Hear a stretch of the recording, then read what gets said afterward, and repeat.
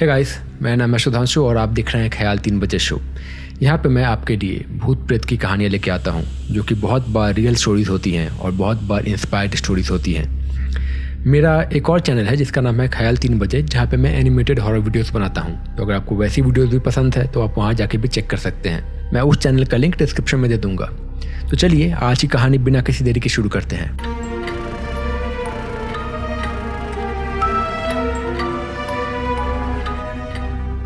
ये कहानी मैंने कोरा से ली है और ये कहानी है नीलेश की। नीलेश का कहना है कि ये बात तब की है जब वो अपने कॉलेज में फर्स्ट ईयर में थे और उस समय ये टाइम था 2014-2015 का। नीलेश कहते हैं कि उनको पता है कि भूत प्रेत होते हैं, उनको पता है कि ये सारी चीज़ें होते हैं। अब ये जो कहानी है वो बहुत ही अजीब बोल सकते हैं, बहुत ही डरावनी बोल सकते हैं ये उनके लिए जिनके साथ ये घटना हुई थी। ये कहानी हुई थी नीलेश के फ्रेंड के बहन के साथ। तो जैसा कि मैंने बताया कि ये बात है 2014-2015 की। नीलेश ने उस समय एडमिशन लिया था एक इंजीनियरिंग कॉलेज में और ये बात है रांची के आसपास की किसी जगह की। नीलेश ने अपने फ्रेंड का नाम नहीं डाला है और जो कॉलेज था उसका भी नाम नहीं डाला है, पर रांची का कॉलेज था और रांची का इंजीनियरिंग कॉलेज था। तो आप गेस कर सकते हैं कि कौन सा कॉलेज होगा। एनीवे, तो बात ऐसी है कि नीलेश अपने कॉलेज गए थे और वहाँ पर उन्होंने एडमिशन लिया एक हॉस्टल में और हॉस्टल में उन्हें एक रूममेट मिला जो कि वहीं रांची के आसपास ही रहता था। उसका घर उस कॉलेज से ज़्यादा दूर नहीं था, लेकिन फिर भी वो हॉस्टल में रहता था।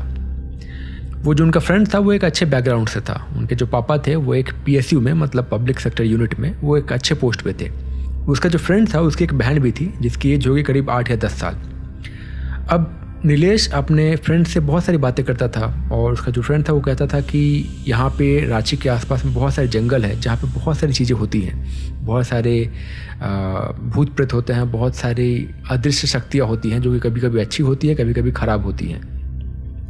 पर नीलेश को उस समय तक इन सब बातों पे कोई यकीन नहीं था और ये सब बात ऐसे ही हुई और चली गई। फिर एक बार क्या हुआ कि ऐसे ही नीलेश अपने फ्रेंड के घर गया था। वहाँ जाने के बाद वो उसकी फैमिली से मिला। उसकी फैमिली में उसके फ्रेंड के पापा थे, उसकी मम्मी थी, उसकी जो बहन थी वो करीब 8-9 साल की होगी और उनका जो फ्रेंड था जिसका नाम था विजय, वो था। और ये जो नाम विजय है ये नाम मैंने बदल दिया है, ये नाम ओरिजिनल नाम नहीं है। एनीवे, तो नीलेश उनके घर गया और वहाँ जाने के बाद सबसे मिला। उसने देखा कि उसके फ्रेंड की जो बहन थी वो बहुत प्यारी थी और उसे देख के उसे अपना जो उसका छोटा भाई था उसकी याद आ रही थी। पर पता नहीं क्यों उसकी जो बहन थी उसकी तबीयत थोड़ी ख़राब थी। नीलेश ने अपने फ्रेंड से पूछा कि क्या हुआ, तो उसने बताया कि पता नहीं इसकी तबीयत करीब 3-4 हफ्तों से ख़राब रह रही है। उसने एक चीज़ नोटिस किया कि उसकी बहन के ठीक सिर के बीचों बीच जैसे कि यहाँ पे एक जलने का निशान था। ऐसा लग रहा था कि जैसे किसी ने सिगरेट से वहाँ जला दिया हो। नीलेश ने ये चीज़ देखा और उसे थोड़ा अजीब लगा और उसने अपने फ्रेंड से इस बारे में पूछा। उसके फ्रेंड ने कहा कि ये जो निशान है पता नहीं कैसे हो रहा है, ये शायद किसी बीमारी से हो रहा है या क्या हो रहा है।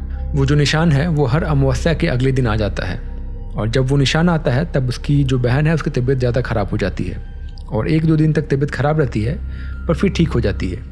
नीलेश ने पूछा कि आखिर ये कितने दिनों से हो रहा है, तो उसके फ्रेंड ने बताया कि 3-4 हफ्तों से हमने नोटिस किया है, लेकिन शायद उससे पहले भी ये हो रहा था, करीब 2 या 3 अमावस्या से ऐसा हो रहा है। नीलेश ने सोचा कि ये कुछ प्रॉब्लम हो सकता है, कुछ बड़ी बीमारी हो सकती है, पर उसके फ्रेंड ने कहा कि नहीं, शायद ऐसा ही है, नॉर्मल कोई बीमारी होगी, हम लोग चेक करा लेंगे। और फिर ऐसा ही बातें निकलते रही। अब क्या हुआ कि नीलेश का जो पहला सेमेस्टर है वो कंप्लीट हो गया और वो दूसरे सेमेस्टर में आ गया। एक बार ऐसा ही वो लोग बैठ के बातें कर रहे थे और उसके फ्रेंड ने बताया कि उसकी जो बहन है उसकी तबीयत ज़्यादा ख़राब हो रही है। नीलेश ने पूछा कि वो निशान अभी भी है क्या, तो उसने कहा कि हाँ, निशान अभी भी है वो, पर वो शायद किसी बीमारी का हिस्सा है या फिर शायद पिंपल है, ऐसा कुछ है। पर उन्होंने इस बात को नज़रअंदाज कर दिया, ज़्यादा ध्यान नहीं दिया। नीलेश ने इस बात पे सोचा पर उसने भी कुछ बोला नहीं क्योंकि अगर उसकी फैमिली को कुछ खास दिक्कत नहीं हो रही थी तो वो क्या बोले इसमें। ऐसे ही टाइम पार होते रहा और ये होते होते करीब 2nd सेम एंड होने वाला था। तब उसके फ्रेंड ने बताया कि घर से फ़ोन आया था कि बहन की तबीयत ज़्यादा ख़राब है। तो उसकी बहन को डॉक्टर्स के पास उसके मम्मी पापा लेके गए और उन्होंने बताया कि कुछ खास बात नहीं है, ये ठीक हो जाएगी। और फिर वो लोग उसे वापस लेके आ गए। एक दिन ऐसे ही उनके घर में उसके मम्मी और पापा की एनिवर्सरी थी और नीलेश भी वहाँ इनवाइटेड था, तो अपने दोस्त के साथ गया था। ये जो एनिवर्सरी है ये इत्तिफाकन अमावस्या के दिन ही थी और उस दिन सब कुछ सही चल रहा था। मतलब सारी सेरेमनी हो गई, सब लोगों ने खाना पीना खा लिया और सब कुछ बैठ के बातें कर रहे थे। अचानक से उसकी जो बहन थी वो वहाँ पे बैठी हुई थी और उसने अपनी मम्मी को कहा कि मम्मी मुझे बहुत नींद आ रही है। उसकी मम्मी ने कहा कि थोड़ी देर रुक जा फिर सो जाना, पर उसने बोला कि नहीं नहीं मुझे बहुत नींद आ रही है। और देखते ही देखते सबके सामने उसकी आंखें बंद होने लगी और वो वहीं पर सो गई सोफ़ा पे। सब लोगों को ये बात थोड़ी अजीब लगी पर उन्होंने ज़्यादा ध्यान नहीं दिया। पर थोड़ी देर में उसकी जो बहन है वो थोड़ी बहुत छटपटाने लगी। और हाँ, अभी एक और बात नीलेश ने बताई थी जो कि मैं बताना भूल गया, और वो बात ये थी कि जब उसके फ्रेंड की बहन के सिर के ऊपर वो निशान आता था तो वो उसके अगले दिन अपने मम्मी पापा को कहती थी कि उसने सपने में देखा है कि कोई एक बहुत बड़ा सा राक्षस है और जो उसे पकड़ना चाहता है और उसे कहता है कि मैं तुझे अपने साथ लेके जाऊंगा। पर उसके मम्मी पापा ने इस बात को इग्नोर कर दिया था कि बच्चे हैं, सपने देखते हैं, या फिर हो सकता है थकावट की वजह से ऐसा होता हो, और ज़्यादा ध्यान नहीं दिया। अब आते हैं उस दिन पे, उस रात पे जब ये एनिवर्सरी की रात थी। उसकी बहन नींद में आ गई थी, सो गई थी, और फिर अचानक से थोड़ी देर में वो छटपटाने लगी और उसने कुछ ही देर में अपनी दोनों मुट्ठियाँ बहुत ज़ोर से बंद कर ली ऐसे, और वो छटपटाने लगी। जो नीलेश का दोस्त था उसने देखा और वो कोशिश कर रहा था कि उसकी मुट्ठी खोल सके। अब ये जो बच्ची थी वो करीब 8-10 साल की ही होगी, तो उसकी मुट्ठी खोलना बहुत ज़्यादा बड़ा या बहुत ज़्यादा फोर्सफुल नहीं होना चाहिए था। नीलेश और जो नीलेश का दोस्त था वो लोग कॉलेज में थे तो उनके पास स्ट्रेंथ तो था ही, और एक लड़की का, एक बच्ची का जो भी 8-9 साल की है उसका मुट्ठी खोलना बड़ा बात नहीं होना चाहिए था। पर उन्होंने बहुत कोशिश किया पर वो मुट्ठी खुली नहीं इनसे, और फिर थोड़ी देर में उसकी बहन ने अपनी मुट्ठियाँ खोल ली और फिर उन्होंने देखा कि उसकी मुट्ठियों के ऊपर, उनके जो हथेली था उसके ऊपर बहुत सारे ब्लेड के कटने के निशान थे। अब वो ब्लेड से कटे थे या कैसे कटे थे पता नहीं, बट बहुत सारे कटने के निशान थे जो कि बहुत पतले पतले थे और उसमें से हल्का हल्का खून निकल रहा था। और फिर तभी अचानक से सबके सामने वो जो निशान था, वो सिगरेट के जलने वाला निशान, सबके सामने उसके सिर के ऊपर उभर आया। अब इनको समझ में आया कि नहीं, कुछ तो गड़बड़ है, कुछ तो या तो बहुत बड़ी बीमारी हो गई है या फिर कुछ तो गड़बड़ है। उसके अगले दिन से इन्होंने उसको लेके वहाँ पे जो लोकल डॉक्टर्स हैं उनके पास गए और उनको सब कुछ समझाया, पर जैसा कि आप समझ सकते हैं किसी ने उनकी बातों पे विश्वास नहीं किया। सबको लगा कि शायद ये झूठ बोल रहा है या फिर कुछ बहाना बना रहा है, कुछ कहानी बना रहा है। इसके बाद उन्होंने अपनी बच्ची को लेके वो लोग किसी बड़े शहर गए और वहाँ जाने के बाद सबको दिखाया, बड़े डॉक्टर्स को दिखाया, पर फिर भी किसी को उनकी बातों पे विश्वास नहीं हुआ, किसी को समझ में नहीं आया। उन्होंने थोड़ी बहुत दवाइयाँ दी और उन्हें घर भेज दिया। अब इसके बाद उसे लेके ये लोग घर आ गए। नीलेश भी अपने हॉस्टल आ गया और उसका दोस्त भी हॉस्टल आ गया। अब करीब 3 महीने और बीत गए और ऐसे ही निशान आते रहा और तबीयत ख़राब होती रही। अब इनकी बहन की जो तबीयत थी वो बहुत ज़्यादा ख़राब होने लगी थी, बहुत ज़्यादा वीक हो गई थी, खून कम हो गया था, हड्डियाँ निकलने लगी थी, बहुत पतली हो गई थी, ऑलमोस्ट ख़त्म वाला सिचुएशन था। पर इनको समझ में नहीं आ रहा था कि क्या किया जाए, क्यों ऐसा हो रहा है। एक दिन उनके किसी रिलेटिव ने ये चीज़ देखा और उन्होंने कहा कि हो सकता है कि शायद ये किसी ऊपरी ताकत का काम है या फिर किसी काली शक्ति का काम है, तो आप कोशिश करो कि या कि इसे ढंग के जगह पे दिखाओ। इस बात पे इन्होंने गौर किया और ये लोग उसे लेके तारापीठ एक जगह है वहाँ लेके गए। तारापीठ में माँ तारा का मंदिर है और यहाँ पे ये जो सारी विद्याएं होती है ये बहुत ज़्यादा चलती है।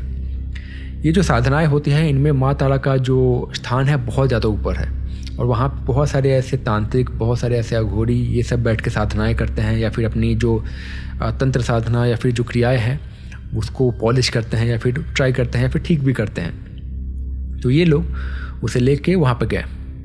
वहाँ जाने के बाद उन्हें एक रेफरेंस से एक बहुत पहुँचे हुए बाबा मिले और उन बाबा ने उस लड़की को, उनकी बहन को बैठाया अपने पास और उसे छुआ और फिर कुछ सोचा, कुछ आंखें बंद की, कुछ मंत्र पढ़े और थोड़ी देर में उन्होंने बता दिया कि उसके ऊपर एक बहुत बड़े प्रेत का साया है। अब ये प्रेत उनके साथ तब लगा था जब वो अपने एक फ्रेंड के साथ जो पास का एक जंगल था वहाँ पे गई थी। वो लोग साइकिल से कुछ तो खेल रही थी और उसके बाद वहीं से वो जो प्रेत था उनकी बहन पे आ गया था और ये जो प्रेत था वो उनकी बहन के ऊपर करीब 4 साल से था। अब इतने दिनों से उन्हें समझ में नहीं आ रहा था, मैं भी उस समय वो जो प्रेत था वो वीक होगा, वो धीरे धीरे वो अपनी पकड़ मजबूत किया और अब वो प्रेत उस बच्ची को अपने साथ लेके जाना चाहता था। हर बार जब वो सपना देखती थी तो सपने में वही प्रेत होता था और वही उसे अपने साथ लेके जाना चाहता था।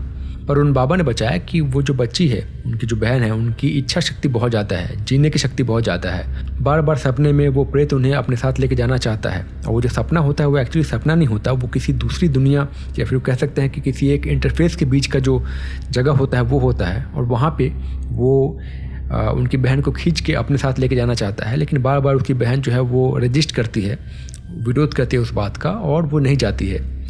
और जब वो विरोध करती है तो उसके परिणाम स्वरूप उनकी बॉडी पे कुछ फिजिकल नुकसान होता है, या तो वो सिगरेट के जलने का निशान होता है, या फिर कहीं कट जाना होता है, या फिर तबीयत ख़राब होती है, ऐसा कुछ होता है। अगर उस बच्ची की इच्छा शक्ति इतनी ज़्यादा नहीं होती, वो इतना दृढ़ नहीं होती, तो शायद बहुत पहले जा चुकी होती।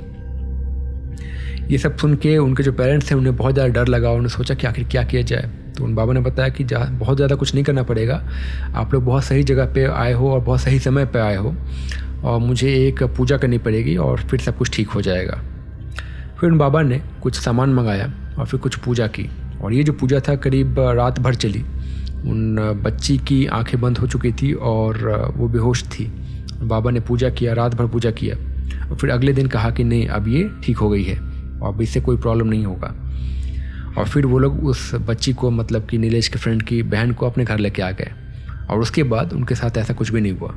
उसके बाद ना तो कोई निशान आया, ना कोई फिजिकल प्रॉब्लम आई, और बहुत जल्दी रिकवर भी कर गई, और बाकी सब कुछ फिर ठीक रहा। नीलेश का कहना है कि जो कुछ मैंने आपको बताया वो सब कुछ सच है, और वो सब कुछ जानते थे, सब कुछ पता है उन्हें, और क्योंकि सब कुछ उनके फ्रेंड ने उन्हें बताया था। और ये जो मैंने बताया था कि उसके जो पापा थे, नीलेश के फ्रेंड के पापा, वो PSU में अच्छे जॉब में थे, वो इसलिए बताया था कि ताकि आपको समझ में आए कि जो कुछ भी हुआ वो किसी ऐसी फैमिली के साथ नहीं हुआ कि जो कि अनपढ़ थे, या फिर जिनका सुपरस्टिशंस में या फिर अंधविश्वासों में ज़्यादा भरोसा होगा। उनके जो पापा थे वो बहुत अच्छे पढ़े लिखे आदमी थे और बहुत अच्छे पोस्ट पे थे, तो उनका पहला ध्यान सुपरस्टिशंस पे नहीं था, और वो ऐसा कुछ नहीं सोचते थे। पर फिर भी उनके साथ ऐसा हुआ, और फाइनली वो लोग माँ तारा के शरण में गए और उनकी बच्ची फिर ठीक हो पाई। अगर वो बाबा उससे नहीं मिलते तो शायद कुछ ठीक नहीं हो पाता। तो दोस्तों, ये थी आज की कहानी। अगर आपको ये कहानी पसंद आई है तो प्लीज़ इसे लाइक कीजिए। चैनल को सब्सक्राइब नहीं किया तो प्लीज़ इसे सब्सक्राइब कर लीजिए। मेरे दूसरे चैनल को भी जाके देखिए कि कैसा है, आपको पसंद आएगा। और कमेंट में लिखिए कि आप ये वीडियो कहाँ से देख रहे हैं और आपका नाम क्या है। मैं जानना चाहता हूँ कि मेरे कितने सब्सक्राइबर्स मेरे दूसरे चैनल से इस चैनल पर आए हैं। एंड आई होप आपको ये वीडियो पसंद आया हो। मैं मिलता हूँ बहुत जल्द एक नई कहानी के साथ। तब तक के लिए अपना ख्याल रखिए। Bye bye.